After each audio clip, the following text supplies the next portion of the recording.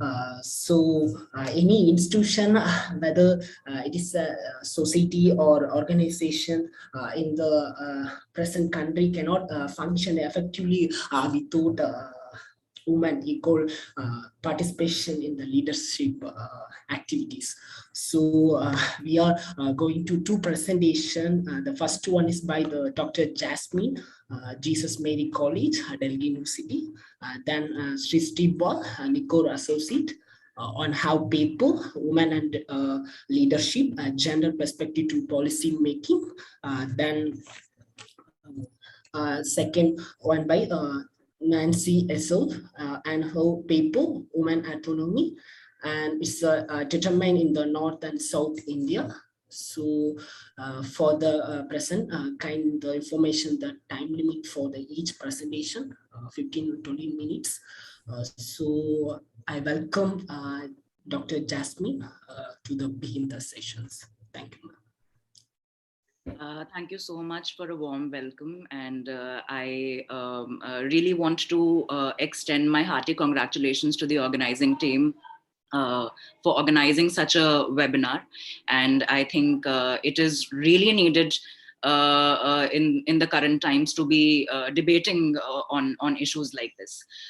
So we'll start with Srishti, and I'll pitch in for different segments of the slide. Srishti, could you please lead? Good morning, everyone. My name is Srishti, and I'm here with Dr. Jasmin to present a perspective on women's representation in politics and its linkage to gendered policy making. The World Health Organization declared the outbreak of coronavirus pandemic on the 11th March 2020. As the unprecedented virus took over the world, the national leaders faced extraordinary challenges to safeguard the citizens and the economy. Women leaders across the world have been lauded by the media for effectively managing the COVID-19 pandemic and setting stage for a more inclusive recovery, even though they're underrepresented in gender in policy-making and decision-making spaces. The leadership accounts during the pandemic motivated the authors, Dr. Jasmin and Srishti to undertake a deeper inquiry studying the trends in political participation and analyzing the differences in qualitative outcomes upon enactment of gender quotas pre-pandemic. The authors argue that the policies enacted to improve representation, such as gender quotas, must be complemented with initiatives that propel a cultural shift, such as recognition of feminine traits under good leadership styles, capacity building and training for women leaders, and gender mainstreaming at national policy levels that redistribute care work and access to educational and financial resources. Moving on to some of the commendable performances of leaders during the pandemic, German Chancellor Angela Merkel simplified complex COVID data results and explained them to the public, further employed scientists, medical experts, and public officials to constantly communicate with the public to avoid fear-mongering and miscommunication. Additionally, Germany expanded care facilities and invested in health infrastructure to avoid overwhelming the existing hospitals, launched mental health campaign to cope with isolation, and undertook aggressive testing that contributed to low fertility rates. Ethiopia's first female president assumed office amidst the global pandemic and garnered international and national press for granting pardon to more than 4,000 prisoners in order to contain the virus. In Bangladesh, Prime Minister acted swiftly, evacuating Bangladeshi citizens from China in early January and conducted regular national broadcasts with citizens. During the broadcast, the term lockdown was avoided in order to avoid panic, and Prime Minister often stepped in as the chief panic diffuser, conducting live streams with frontline workers. To mitigate the economic impacts, Bangladesh rolled out fiscal packages to support the vulnerable sections, enacted measures to stabilize the commodity market and ensure food security. She has also been applauded previously for aligning her policies with the SDG goals and commitment to gender equality. Prime Minister of New Zealand, Jacinda Ardern, was appreciated worldwide for her prompt implementation of mitigation strategies and effective communication. Prime Minister Ardern announced border closures on 15th March 2020, 15 days after New Zealand reported the first case of coronavirus. A 4-level alert system was designed and implemented based on the extent of virus spread that led to flattening of the curve. The precautionary science-led plan was complemented with daily briefings conducted by New Zealand government. The daily briefings were effective because information was communicated consistently, clearly, honestly, and empathetically. The citizens experienced a sense of national unity and greater trust in the government. While female leaders have remarkably responded to the crisis, a blanket correlation between gender of the leader and COVID mortality rates cannot be drawn. Empirical findings suggest that the differences between the gender of the leader and COVID fatality rates are statistically insignificant. The pandemic outcomes are influenced by various other factors such as existing levels of inequality, public healthcare and care infrastructure, demographics, bureaucratic functioning, levels of corruption, and government style. However, findings suggest differences between the responses of male and female legislators. In the US, the gender of the governor had no impact on the likelihood of enacting a stay-at-home policy, rather showed differences in the timeline of implementation. Female administrators were more likely to adopt a stay-at-home policy earlier than their male counterparts. Female displayed both feminine leadership styles such as empathy, community-led approach, prioritizing prevention and trustworthiness, as well as masculine approaches such as enacting tough policies like lockdown, assertiveness, and clarity while dealing with the crisis. Women-led countries opted for a greater percentage of state-level policies such as declaration of emergency, border restrictions, and closure of schools, whereas male-led regimes enacted policies targeting individual behavior, for example, curfew, lockdown, and social distancing. Now I would request Jasmin ma'am to take over and discuss the overall evidence from the world. Thank you, Srishti. Giving a glimpse into the statistics that are available from various secondary sources, the IPU UN Women Map of Women in Politics was released in 2021, jointly by UN Women and Interparliamentary Union. So the publication puts forward some striking findings from around the world. As of 1st January 2021, there are only 22 women holding highest positions in the state. Out of these 22 positions, 9 include heads of state and 13 heads of government. Europe has the largest number of women leaders. Also, countries in the Nordic region, Denmark, Finland, Iceland, and Norway are led by women. Around 59% of all ministerial positions are held by women in Nicaragua, followed by Austria, Belgium, and Sweden. Canada, Finland, France, and Spain also fall into the category of countries where women hold 50% or more of all the ministerial seats. Also, data has been shared on the kind of portfolios that are offered to women. These are environment, natural resources, energy, social affairs, employment, vocational training, and the like. Now, the data suggests that while women leadership is at an all-time high, the number of women in power and decision-making is still small. Most parliaments are still dominated by men. There are certain countries that have no women ministers at all. And even if there are countries where there is representation, it's very difficult for the women to make their presence felt in politics, primarily because of glass ceiling, or the policy making space is not very conducive. Running for an electoral post is also not easy given the discrimination they have to face, the cultural beliefs that they have to face. Family and social responsibilities also pull them back. So out of all the countries surveyed by IPU UN Women, there are still 12 countries with no women minister at all. So these are namely Saudi, Thailand, Vietnam, Yemen, to name a few. It is well recognized that equal participation of men and women in political and public space, as well as leadership, is imperative to achieve sustainable development goals by 2030. As already argued by Srishti, there is ample literature supporting greater participation of women in policy domain and higher representation in positions of power. And it is believed that greater political representation is going to emanate economic benefits as well as societal development. Globally, the representation of women in parliament is 25.9%. In the lower house, the statistic is 26%, and for the upper house, it's 25.1%. The figure 1 has been taken from WDI, World Development Indicators. So the proportion here is calculated as the seats held by women in a single or a lower chamber out of the total parliamentary seats. As the trend shows, there is a rise in political representation of women, but there is disparity across regions. So there is a secular consistent rise in high and upper middle countries, but the growth has been rather erratic in the low and middle income country groups.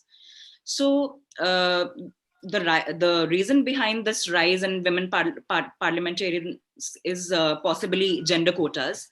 To speed up representation of women in parliaments and governments at the local level, gender quotas have been adopted by a large number of countries.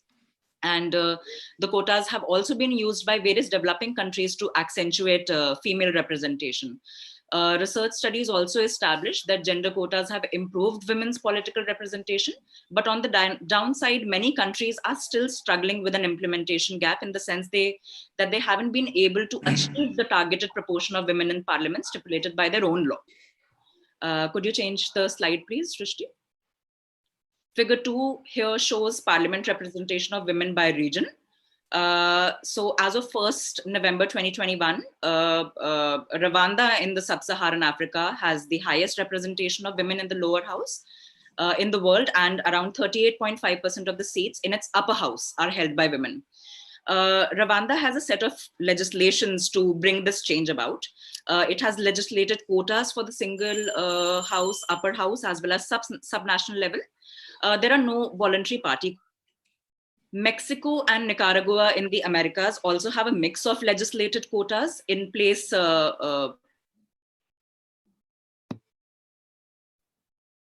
working their way to about 50% of seats in the parliament held by women.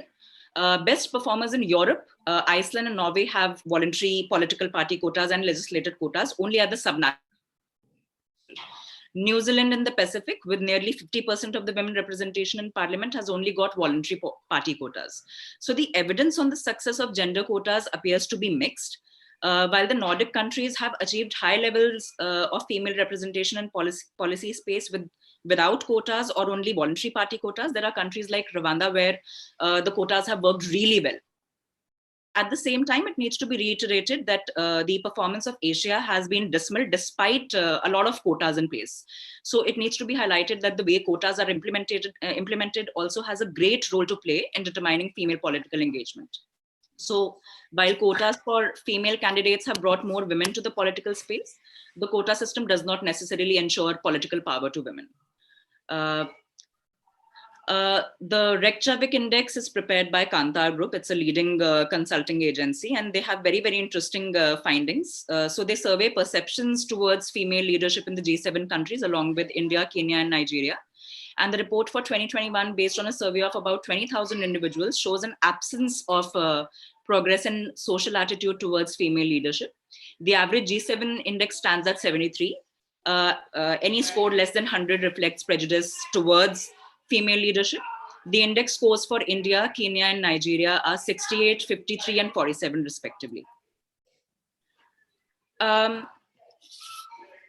Talking about Nordic countries and Rwanda specifically, the Nordic countries have been leaders in female political representation.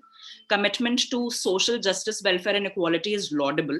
The Nordic model, focusing on family and gender equality policies, employment and inclusion in the labor market, with state providing support services like childcare and paid leave to both men and women, actually emphasizes on a dual earner and a dual carer model.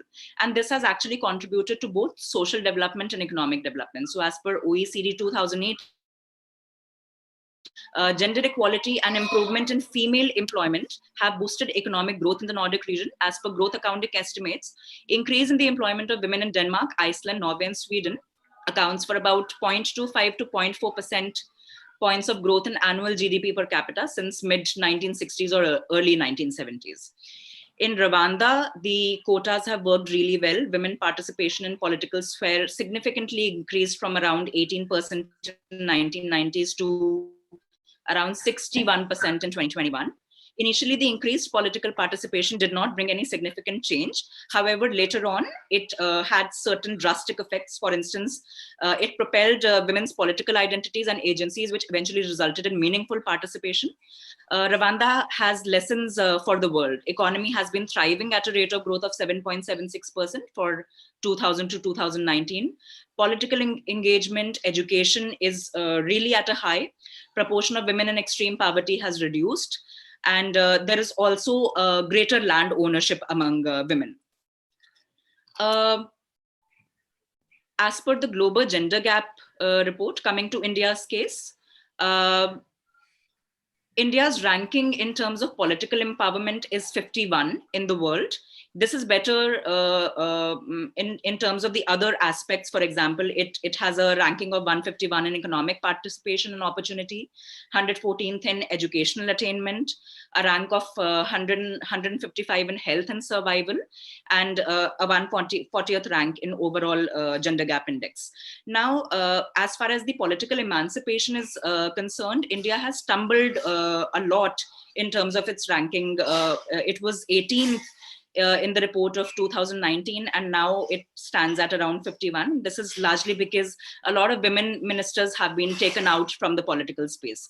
Also, the parliamentary representation of about 14.4%, which remains stagnant, is primarily driven by Indira Gandhi's tenure as prime minister from 1966 to 77, and then 1980 till her assassination. These tables here represent the percentage of women in Lok Sabha and Rajya Sabha. Out of about 28 Indian states, West Bengal is the only one that has a female chief minister. And analysis at the state level reveals that there are 6 Indian states with no female ministers. Srishti, over to you. The Constitution of India mandated that the states reserve a minimum of 33% seats for women in directly elected local councils, such as village districts and blocks. A series of randomized natural experiment by Bhiman et al. Provide evidence for women leaders having a long-term role model effect. The presence of reservation of women in local governments has reduced gender gap in educational outcomes as well. Women in local councils and government acted as role models, increasing aspirations of children and parents, and less time was spent on household chores by female children. There is further strong evidence for increased reporting of crimes committed against women with an increased female political participation at local government levels. Another randomized policy experiment in India finds that female representation impacts policy decision where women leaders invest more in public goods related to women's well-being. Further increased participation has also positively impacted health outcomes. That is, there was a reduction in infant mortality rates. However, only implementation of quotas has invited backlash from males in communities and villages that strongly uphold patriarchal values. In such cases, appointing a women leader may not necessarily lead to efficient outcomes and gender-responsive policies. There is evidence where a study was conducted across 61 villages in India to report a biased behavior against female leaders. In female-led groups, men are less likely to contribute to public health goods as a result of violation of male identity. Analysis of constituent level data reveals that there is a decline in women candidates after a women candidate's victory, especially in states which have entrenched bias or male-headed parties. Further, there are no spillover effects of women's victory onto other parties or neighboring constituencies. While gender quotas have improved political representation and outcome in electoral politics, it shows no significant impact on participation of women in non-electoral activities. Non-electoral activities include discussion of politics, attending village council meetings, writing petitions, setting up advocacy platforms, grassroots organizations, organizing rallies, lobbying, or communicating needs to officials. Non-electoral activities have a significant impact on electoral outcomes and provide a more comprehensive measure to assess political participation. Moreover, increased exposure to such activities can have a positive impact on electoral representation by encouraging women to contest in elections.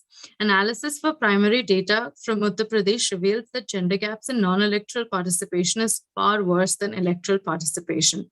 Election of a female village leader results in a minute reduction, an increased participation of 5.8 as opposed to original gap of 31%.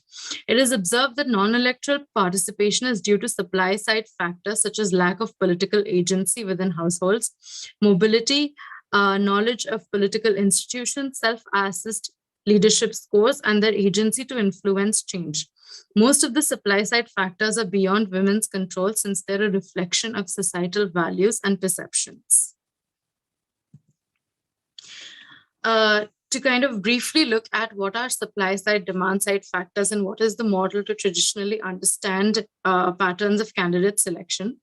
The determination of a candidate is based on eligible pool of candidates, individuals aspiring for a political career, citizens nominated for the seats, and candidates finally elected for the office. The supply side factors include money, knowledge, experience, and motivation, while demand hinges on evaluation of candidates' capabilities and character, which is directly affected by the background. Gender disparity in education, access to financial resources, and health predetermine gender roles, assigning women to care and household responsibilities. Patriarchy embedded in political institutions, social conditioning or gender psyche that deem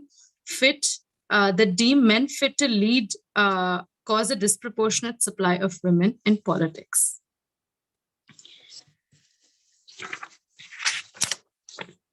Finally, the paper provides sufficient evidence for women's political participation and its impact on growth, health, and educational outcomes.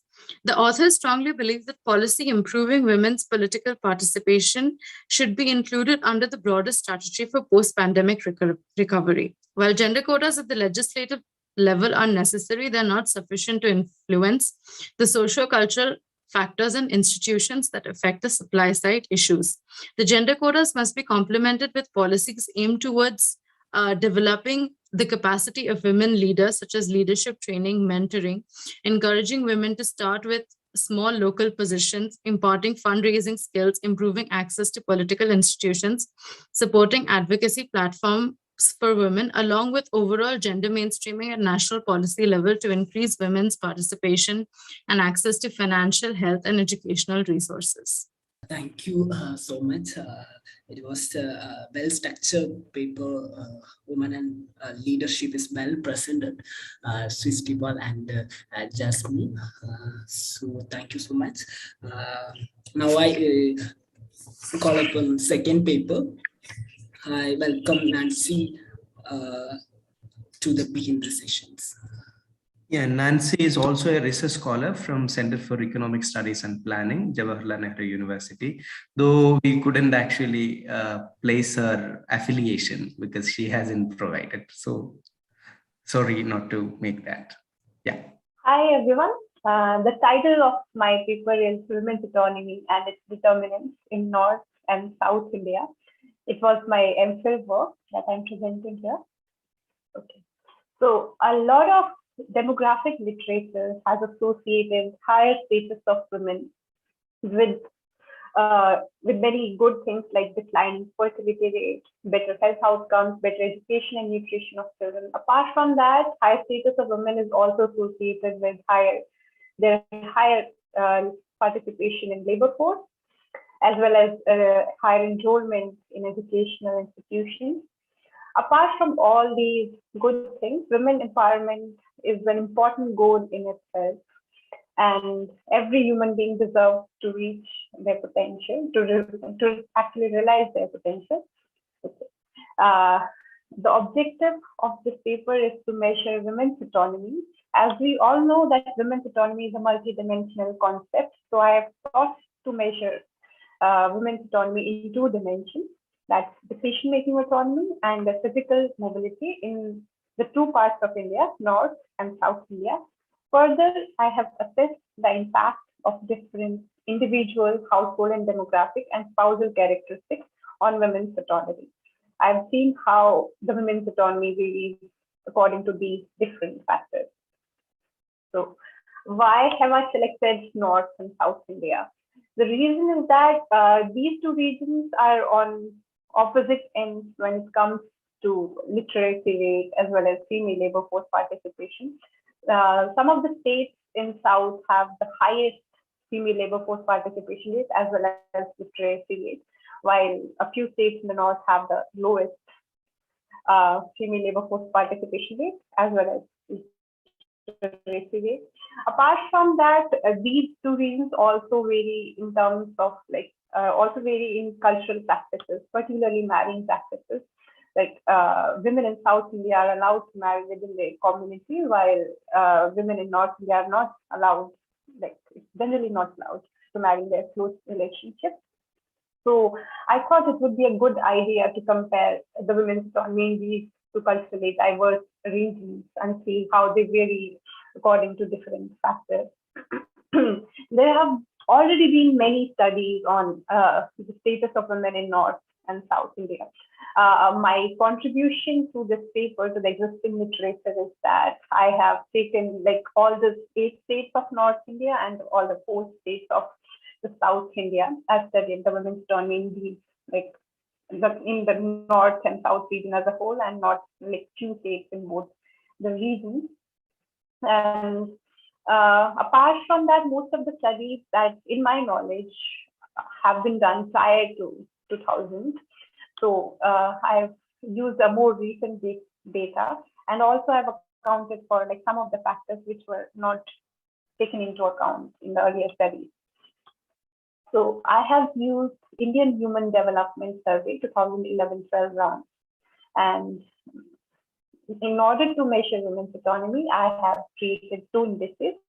And in order to assess the impact of various factors on women's autonomy, I have used multinomial logic model. Okay.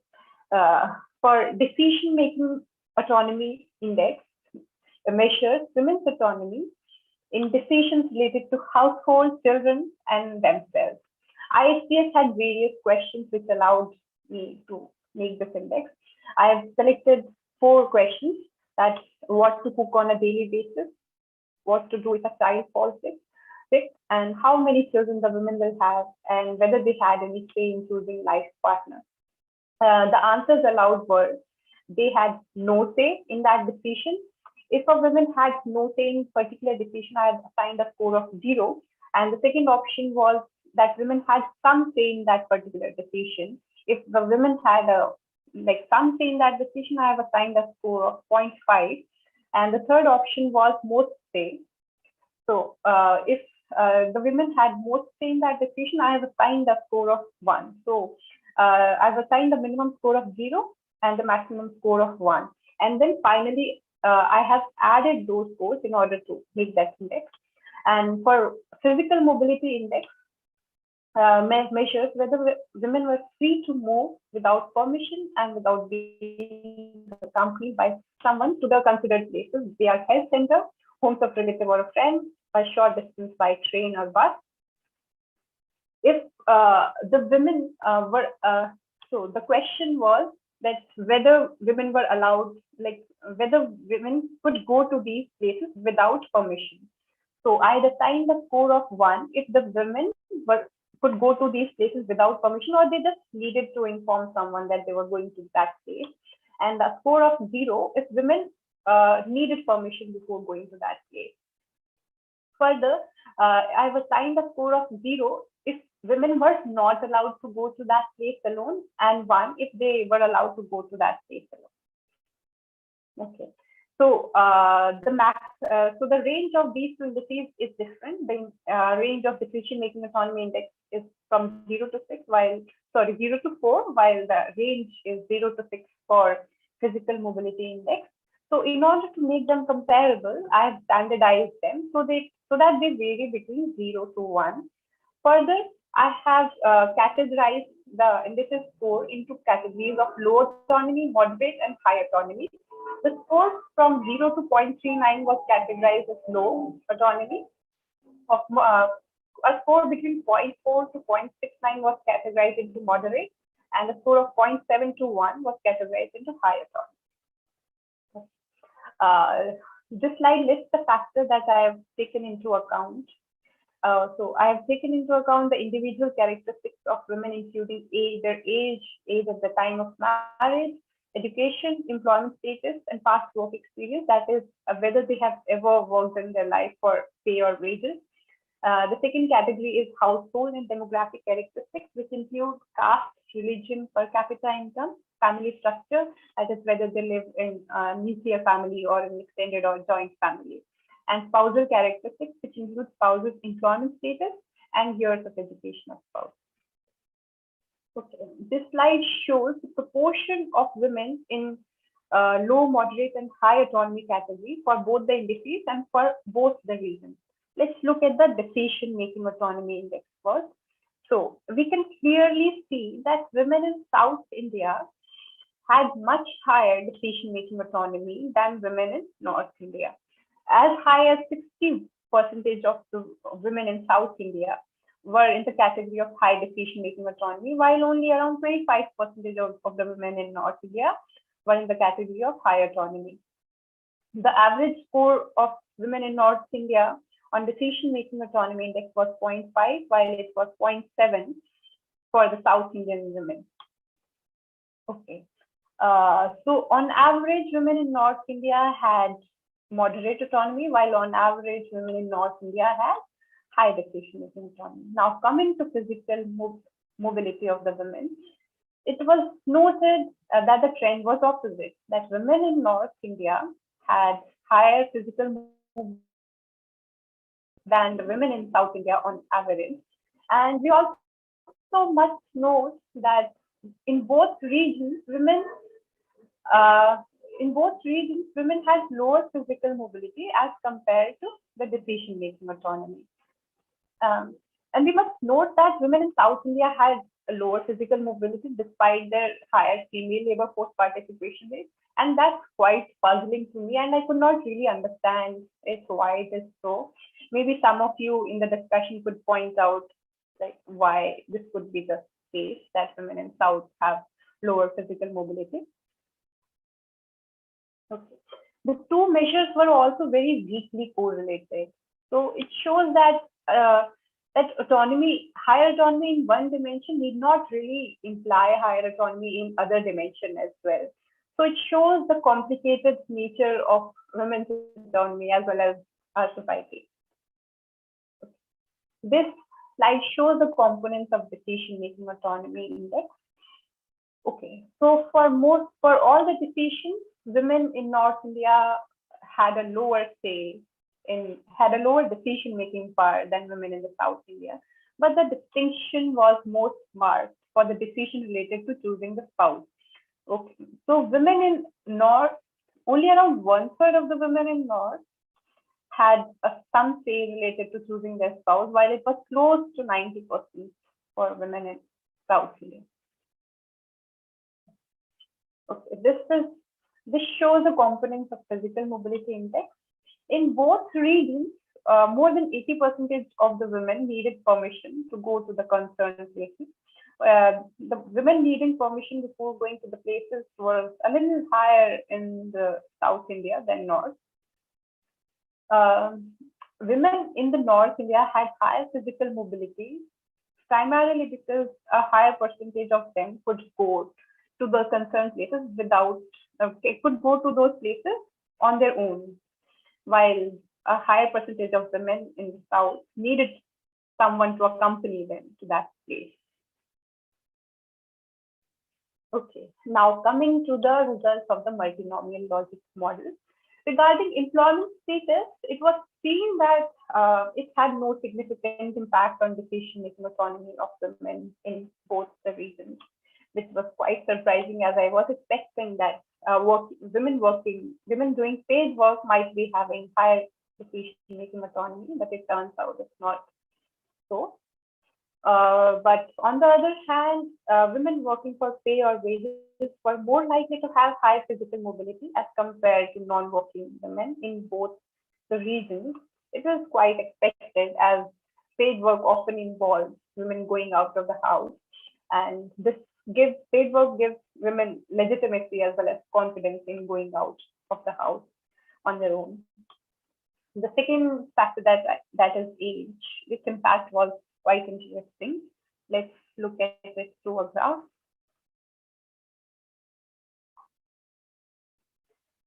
As you can see from this graph, in both the regions and in both the dimensions of autonomy, women below the age of 30 years had the lowest autonomy. Okay, but as we see that in the decision-making autonomy in both North and South India and in physical mobility in the South India, we see that the autonomy kind of plateau after 30 years of age, so that women in the age group of 30 to 40 years and above 40 years had kind of, on average, the same autonomy. But it was not so for the physical mobility of women in the North, which increased with increase in every age group. So the impact of age was strongest on the physical mobility of women in the North. For age of marriage, it was seen that women who married above the age of 20 years were more likely to have higher decision-making autonomy in both the regions, while it has no significant impact on their physical mobility. In both the regions. Now coming to education.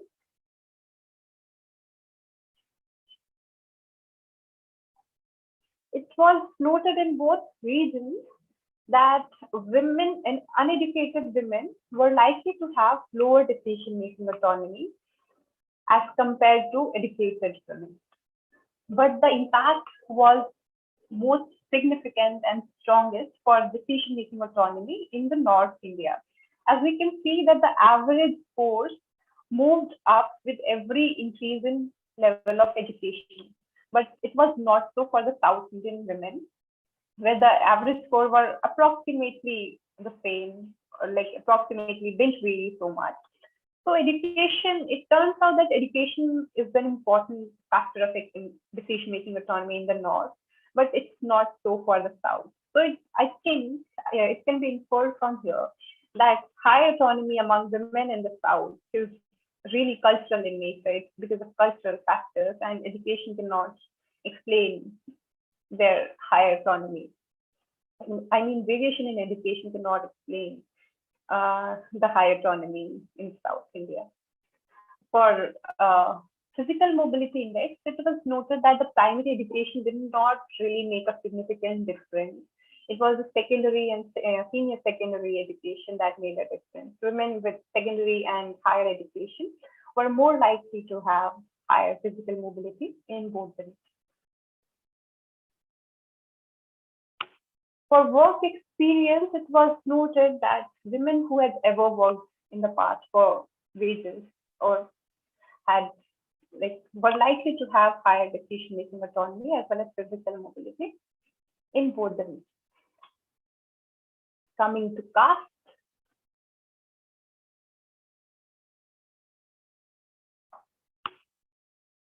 Okay, so in the North, we see that OBC, SC, and ST women were likely to have lower decision-making autonomy as compared to the general or upper caste women. So caste was an important factor affecting women's autonomy. I'm sorry, is someone saying something? I heard something. Or should I go on? No, you continue. All right. Okay. So we see that women from lower caste in the North were likely to have lower decision-making autonomy in the North as compared to the upper caste women, whereas it was not found to be the case for South.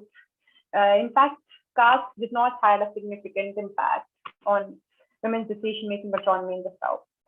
So again, a strong factor such as caste did not have a significant impact on women's decision-making autonomy. So again, I inferred from here that that the high autonomy of women in the high decision-making autonomy of women in the South was really cultural in nature.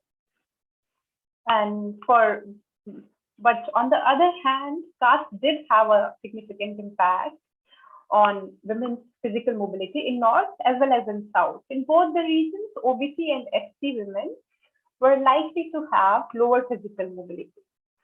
So we can say that that women from lower caste did not just really face social deprivation, but they were also like deprived of decision-making power at home, as well as they were likely to have lower physical mobility in both the regions as compared to the upper caste women.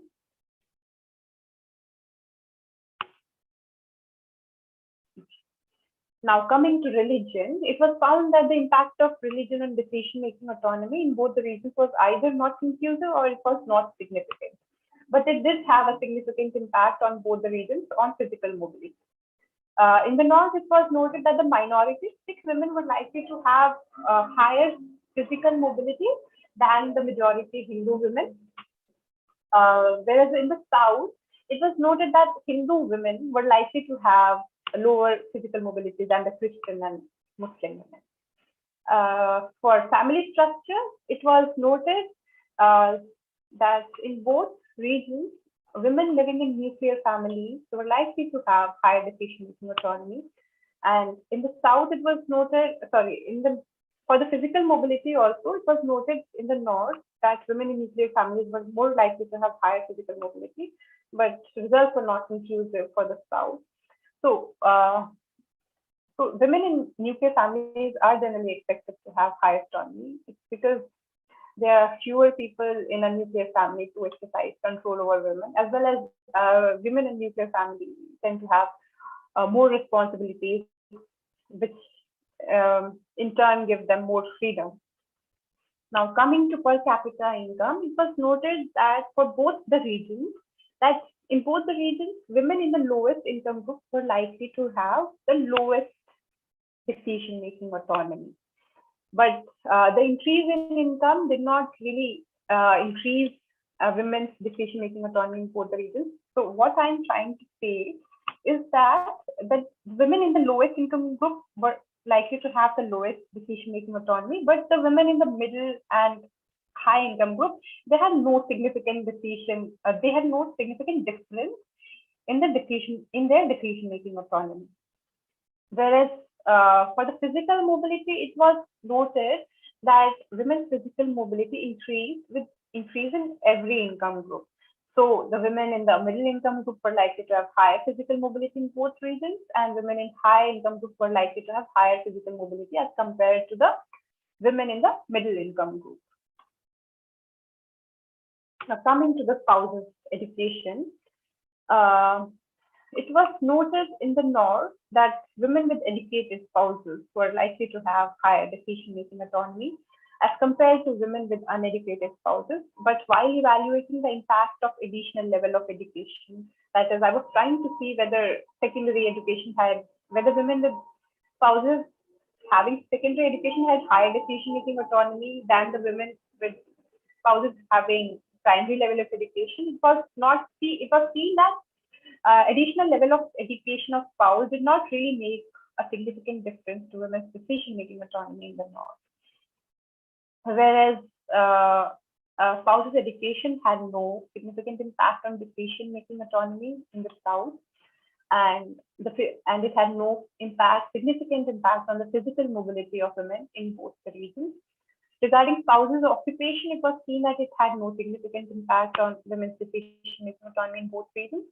But it did have significant impact on physical mobility of women in the north, where women with non-working spouses were likely to have lower physical mobility as compared to women with spouses having having some kind of economic occupation. This might be because that women with spouses who have no economic work might have more time to keep a track of their spouse's movement, whereas in the south, spouse's occupation was not found to have any significant impact. Okay, concluding now.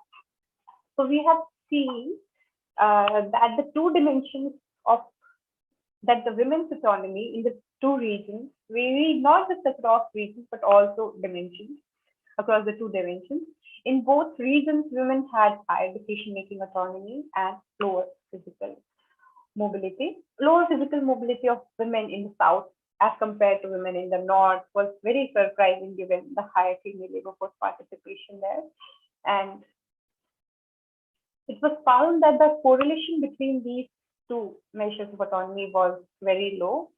And further, it was noted that the high decision-making autonomy of women in the South could not be explained by conventionally important factors like their education, employment status, strong social factors like caste and religion, which made me to infer that high decision-making autonomy of women in the South was because of cultural factors. But these factors were important when it came to decision-making autonomy of women in the North. Even spouses' education was a significant factor influencing women's decision-making autonomy in the North. Regarding physical mobility, it was noted that it was responsive to age, employment status, education caste, family structure, and per capita income of households in both regions. Thank you so much. And I'll stop sharing my screen. Anything? Yeah. Thank you so much, Nancy. It was a well-structured paper. Your analysis, women and autonomy is well presented. So now stage of upon discussion. You can either raise comments and unmute your mic or type in the chat box. Any queries you ask? Thank you, Nancy, and the previous presenter, Jasmin and Srishti. I have actually a few comments to both of you. First, let me start with the observation, which is I have found from the presentation of Jasmin and Srishti.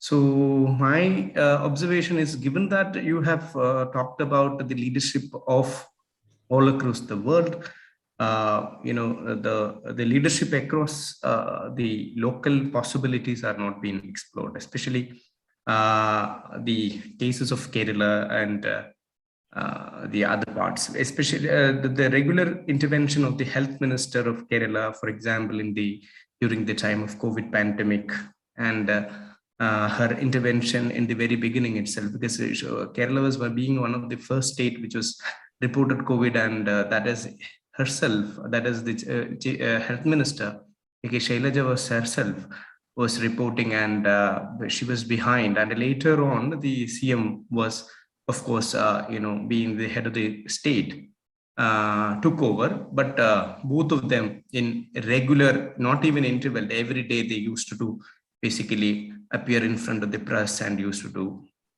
kind of give the feedback as well as response. So the role of women, even in that context, especially in the pandemic like that situation, being very active in Kerala, and we were all, that is why it is always had a popular notion that the government was voted in again. So this is something very important, and that is in fact not been explored in the paper, though it just talks about it. And the other part of the same story, in the local body, you have actually around 52 to 52.5, I think, to less than 53% is being women represented in Kerala. Because of quota, 50% is actually being reserved for women. But in Kerala, all the LSGs combined, it is around 53% is women. So that that's a huge number in that sense. It is even greater than the male-female ratio in that sense. So that kind of a local experience, and in the state like Kerala, been not explored in that sense. So of course, we were discussing about other aspects also. So maybe because of the quota, maybe because of other things, and if you actually add that in your paper, things would be much better, because the local conditions are not being explored. So that is what I felt while reading the paper, though largely your concentration is on the international scenario and all, but we cannot actually detach ourselves while doing a research work on it in that sense. So not only Kerala, because I'm making a specific case of Kerala in that sense. There are other possibilities also. I know personally a couple of other issues. But this is a suggestion. If you make this also incorporated in your work, things would be, I mean, it will be a better one in that sense. Coming to Ms. Yadav, that is, you were talking about the educational impact, right? In the graph itself, you mentioned that I found a little bit inconsistency in making a conclusion. I'm not saying that your analysis is wrong, but making a conclusion. You said that in the North India has a mobility, but at the same time, the value of the South is much greater than North. Is 0.7 plus. That is what I found. So in that sense, maybe there is a mobility from that angle, which was happened in this North mobility in the sense that there is an improvement over, but the value of this South is much higher than even the North. So you can't simply say that there is it is all from your own graph. Okay, so I should be a little cautious in making a statement like that. So that is what I felt. Again, other aspect also, I found the value remains a bit higher in the South when you compare with the. Should I present the graph again? Yeah, please. I maybe I'm wrong by observing. Okay, you are talking about education, no? First yes, one was education. First, education. I'm a little doubtful about it. So let's see. You're on mute, sir. Please unmute yourself. Yeah, maybe I'm talking about the decision-making autonomy case. Okay, decision-making autonomy. Okay. Yeah. So, okay, I want to clarify here that my main point was that the impact of education on decision-making autonomy was greater in the North, as the average score, they increased by a greater amount, like a greater proportion in the North as compared to the South.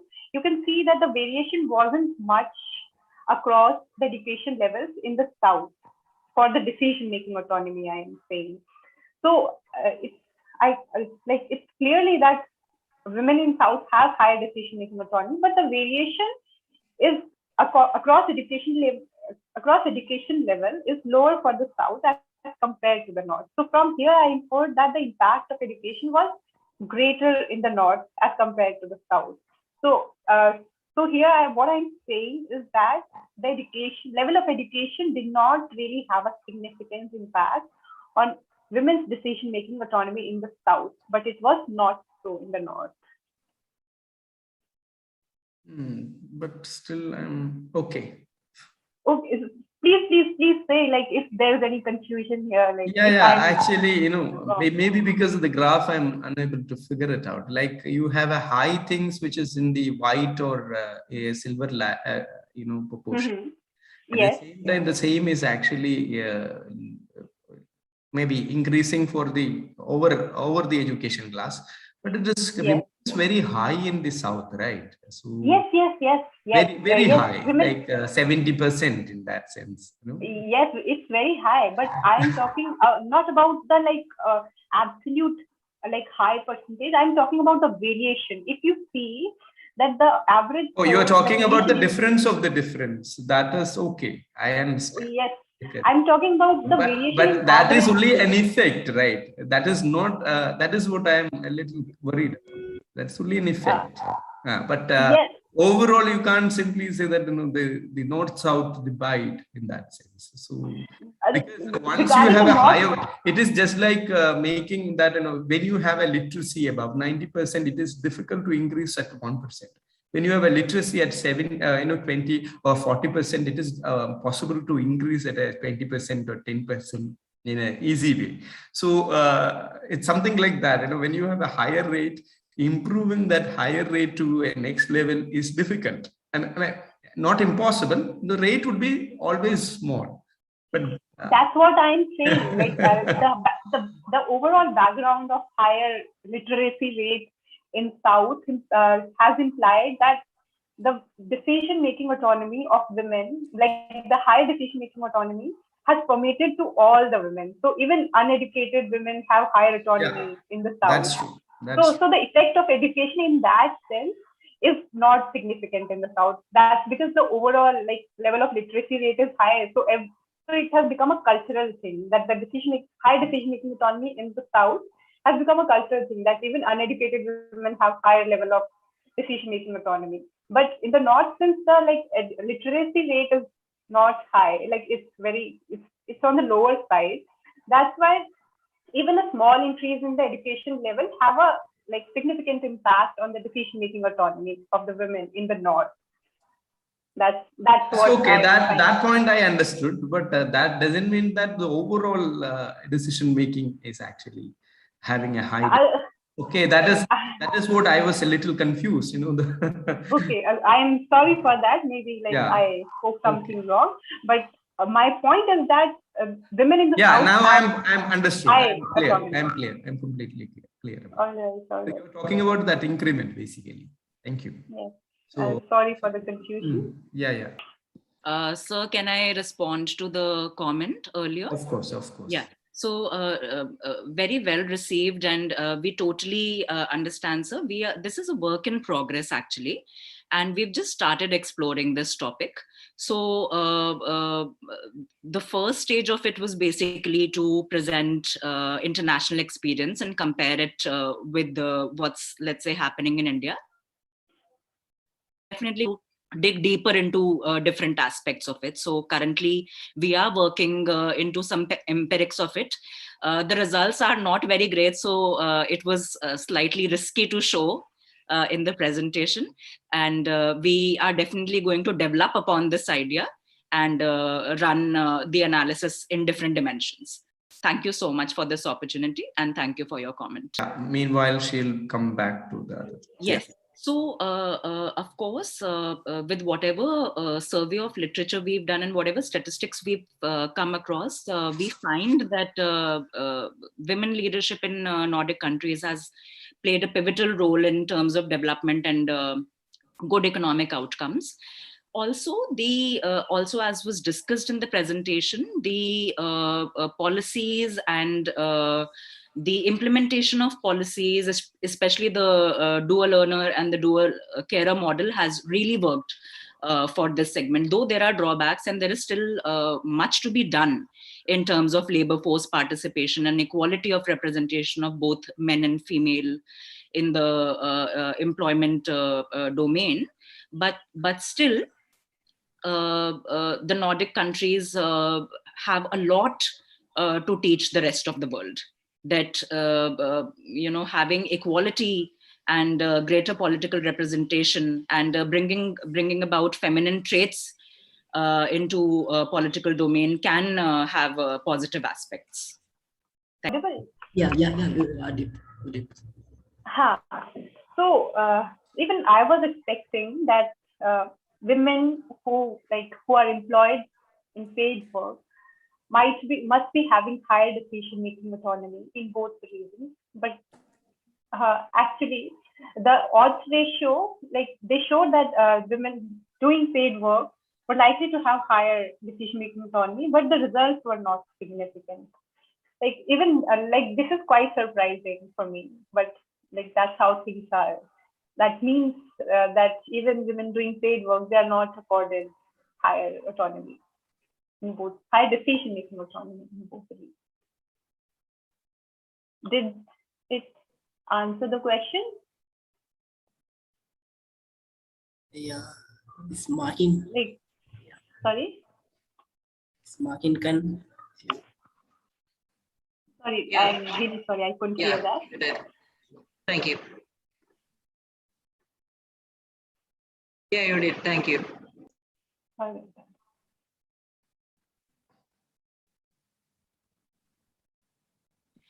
Nancy, the slide where you are defining the indices, those bullets, that tabular flowing chart.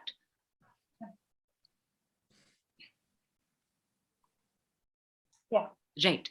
So, Nancy, as far as the decision-making index is concerned, any factor related to financial decisions that they take? No, I haven't included in this index. Okay. Like I have done like that for another paper. I've had another index, that economic autonomy index. I have taken into account like that factor, financial independence there. So what does that financial independence entail? I mean, if you were to define financial independence? It was that it had various components. Right. As far as there was one that whether women had any bank account. There was one that whether they had some cash at the point when the survey was done, and one was related to purchasing of expensive item, like whether they are consulted whenever any expensive item is purchased in the household. Right. Thank you so much. But the results, I worked on it long ago, so I can't really remember the results. But no, I'm asking because we were sort of floating a similar survey, so I thought it'll be better to ask you once. All right, you can have a look at the IHDS 2011-12. Yeah. That's a good source. Yeah. Thank you. Anybody raising the questions? Please the chat box. Anyone?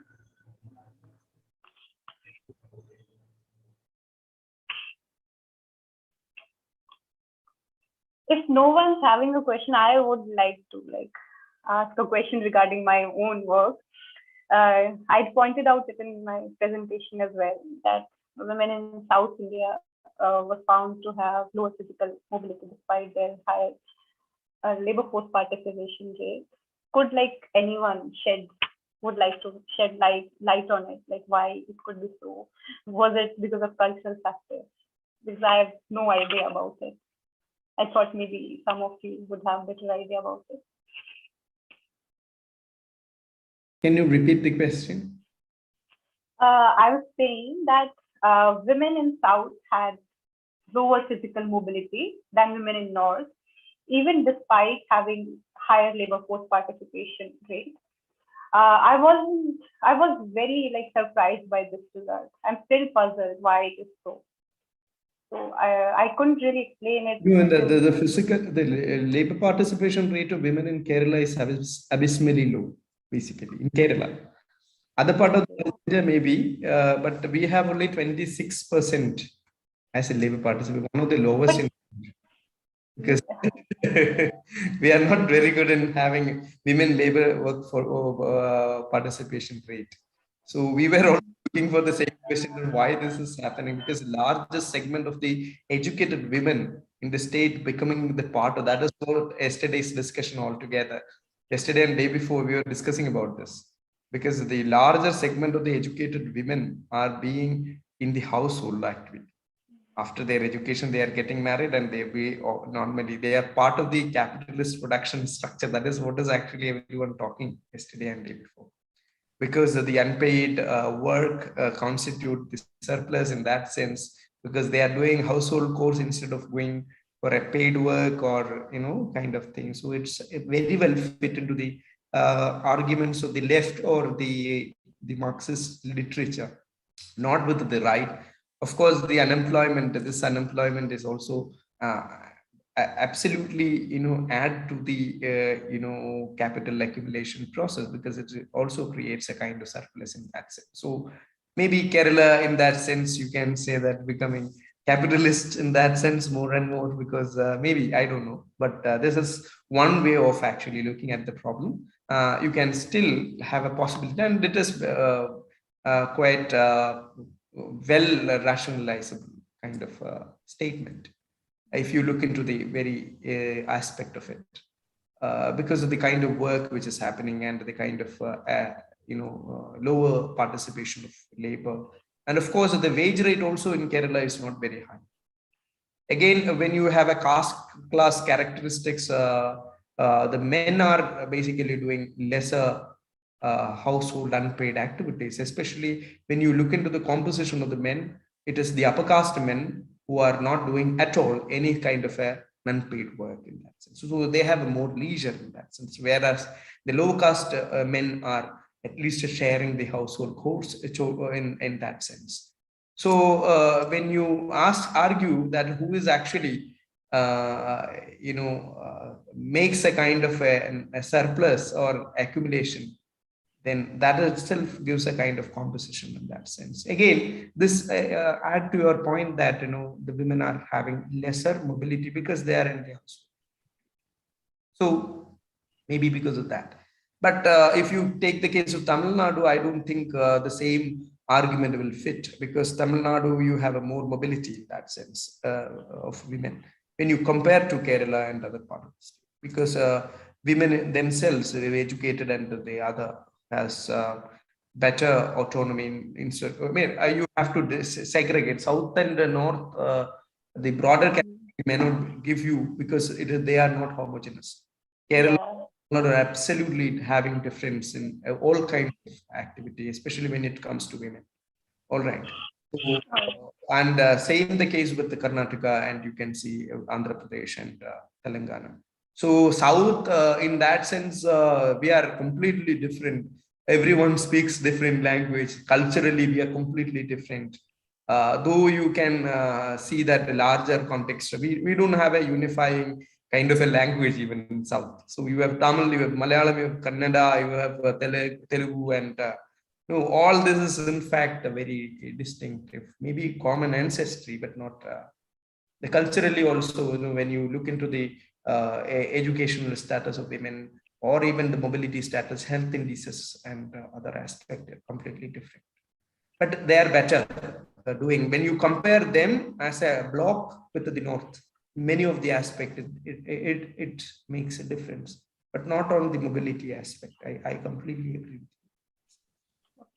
Thanks so much. I think I've got an important suggestion that I should look for different states. A disaggregate kind of lens would be better.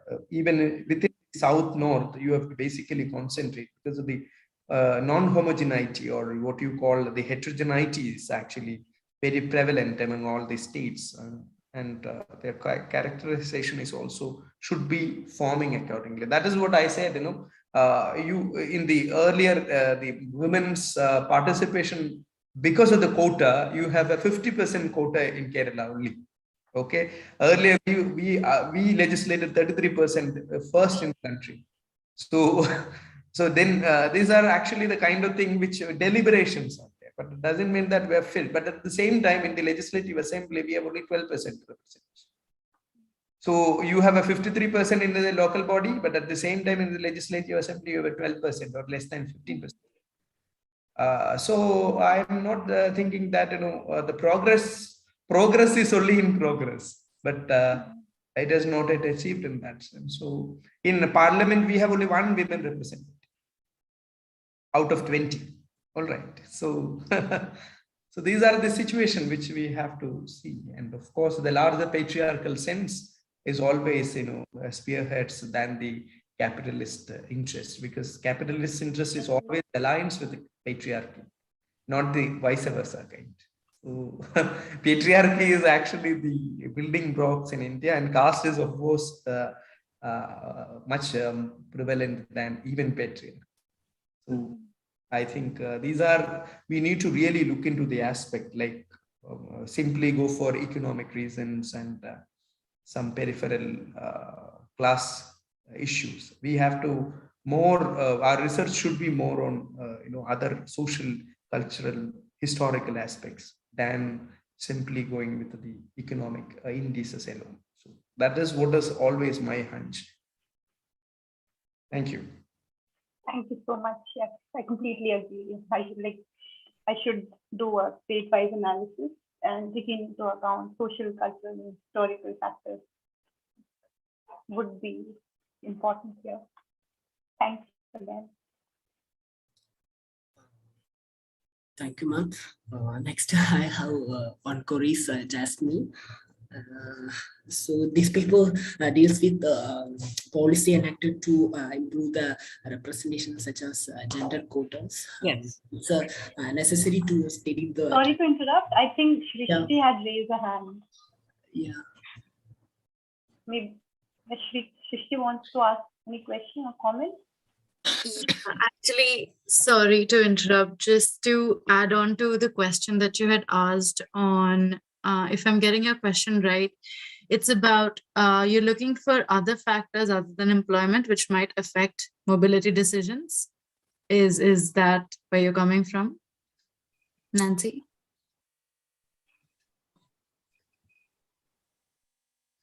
You're on mute, Nancy.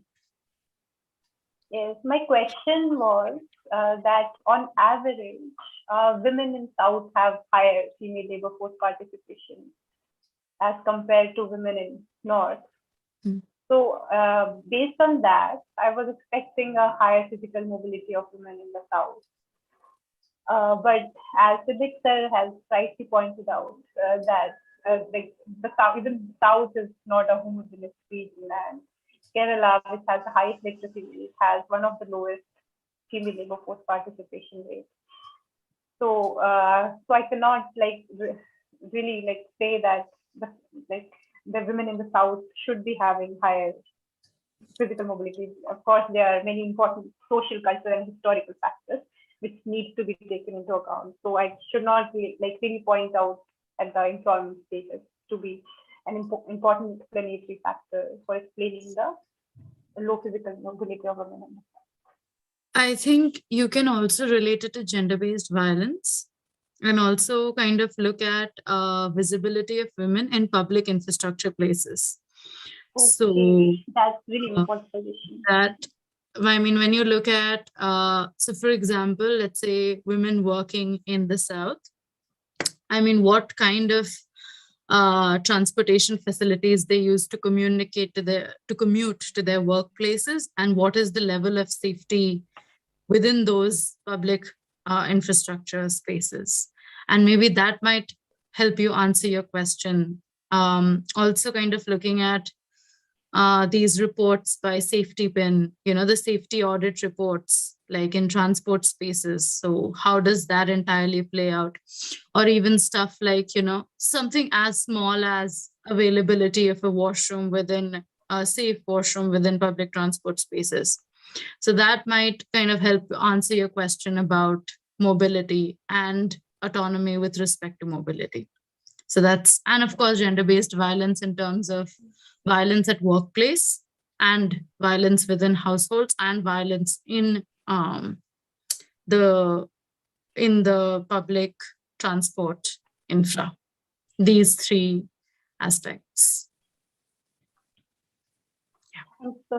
Lord Srishti, I think they are very thank important. you. Actually, I have also I would like to add on because Srishti had made a very important point. But at the same time, when you have actually in the official data, there is an issue with the official data also, because you have to be little careful.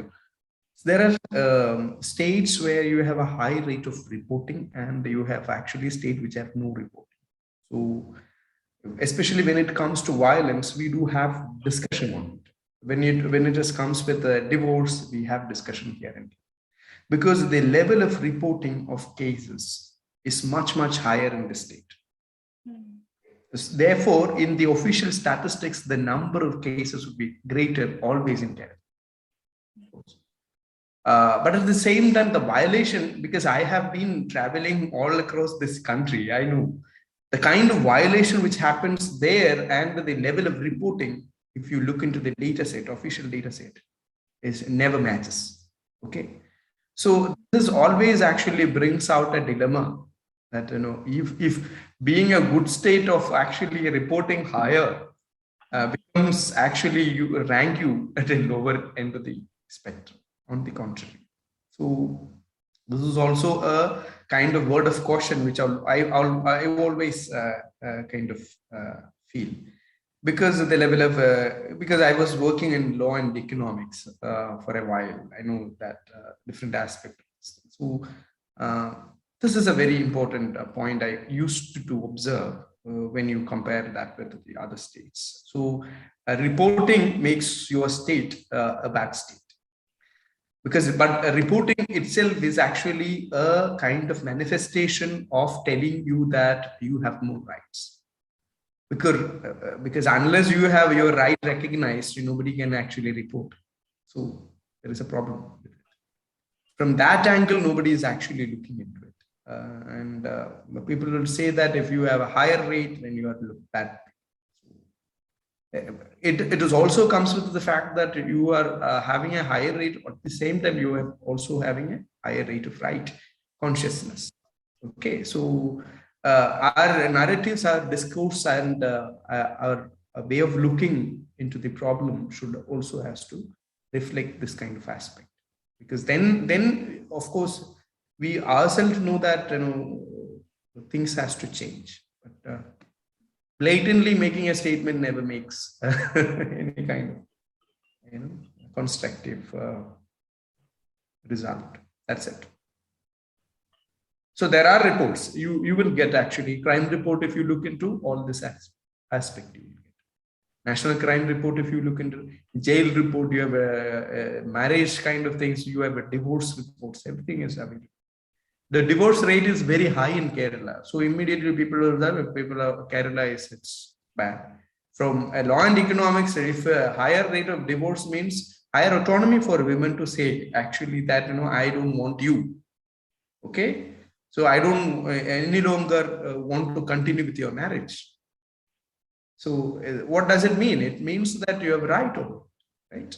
So things are completely different, but the discourse changes then. So, thank you. Thanks, both of you. Srishti had made very important points. I'll definitely take them into account. And thanks you, sir. Like, you have made a very important word of caution. Like, it's generally seen that it's like for UP, it's seen that the reported rate of domestic violence is very low, but it's high for Kerala. So we really need to see it from the right perspective, like that where the reporting is high also means that people have a right to report, whereas in other states where reporting is low, women generally don't really have a right even to report. Thank you so much for this. Thank you, ma'am. Jasmin, madam. Yeah, I have a clarification, not clarification, it's a common question. This paper deals with the policy enacted to improve representation such as gender quotas. Necessary to study the trends of women in political participation and analysis, quality difference, and gender responsive policy making. Yeah. What about women in political participation in India? So Kerala also gender discrimination in political parties. So it's a common question. So you think answer it. Sure. I'll be answering on behalf of Dr. Jasmin and I. If I'm getting your question right, is it about why haven't we addressed discrimination or gender disparity in political representation in Kerala? Or I couldn't get your question. India also, India. You explained India. It's not Kerala. Right. So Dr. Jasmin does present a very skewed situation in India as well, where we have about only 9.1 women legislators in the national parliament, and that's a very, very small number.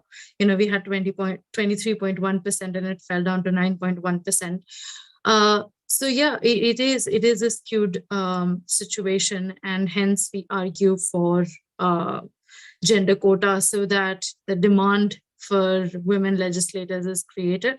And in order to kind of work out the supply side factors and ensure that there are capable women standing up for electoral posts, we suggest policy responses such as ensuring that women have access to these mentorship and leadership programs with respect to political leadership. Did I answer your question? I would like to add to this. In our presentation, we are also talking about Rwanda. Now,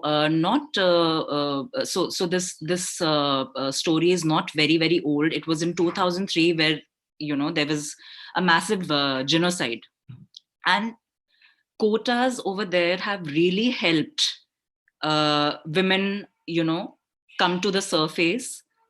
They are doing very well in terms of political participation and other social aspects. So what we are arguing is that there is no dearth of quotas. Developing countries are taking cognizance of the fact that there should be greater representation, but having just quotas in place does not solve the problem. You also need to give them the right policies, the right kind of a framework where the quotas will work. So this paper largely takes lessons from different regions in the world that have done well with or without quotas, but have managed to have a good representation, and then comparing India's economic level case. And the next step to this paper is basically to delve deeper into what the state level analysis says. So definitely there will be states where the representation is higher. There could be states where there is no representation at all. For example, we've highlighted in our presentation also. There are studies that have done a pan-India analysis in terms of the performance of women in political spaces across different constituencies, and they've found significant results that the constituencies that are led by women have performed well. But then that's also a matter of econometric exercise, and we are definitely going to take a step towards it. So yeah, that's our argument. Okay, thank you, ma'am. Thank you so much. Thanks a ton. Yeah. Thank you, ma'am. This was well-structured two presentations. Thank you, Jasmin and Srishti and Nancy. Our topic on women and leadership and women and autonomy. It's a well-structured paper. So interesting, and it's a new topic, I think that.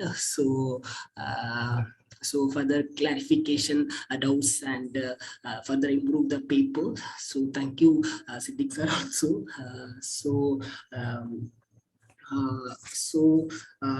We have came to the last part of the sessions. So I welcome Albert Raju, the second MA. I have to make a small announcement before. Okay, sir. That is actually the participation certificate as well as the presentation certificate will be distributed. We'll be sharing the Google Doc. So if you fill it, then you will get your certificates in the afternoon first session. All right. So yeah, I think some of the participants might have received it. I think. Yeah, because we have made. Okay. Yeah. Over Albert. We haven't received, sir. Sorry. Okay, then we'll get it. No problem. Otherwise, I'll share the Google Doc and just fill it and you will get it. Okay. That'll be great. Thank you so much. Yeah. Albert, deliver the vote of thanks. Good morning to all. I'm extremely delighted to be a part of this seminar on one of the most relevant subjects, that's women and development. Here, my duty is to share the gratitude to all.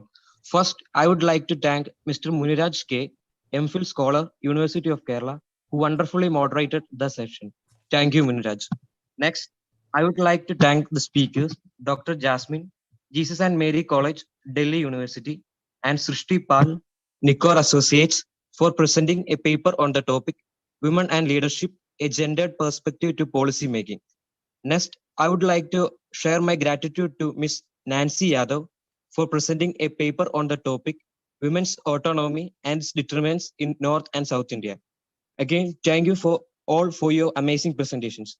Next, I would like to thank Aswin AP of Department of Economics for the welcome address.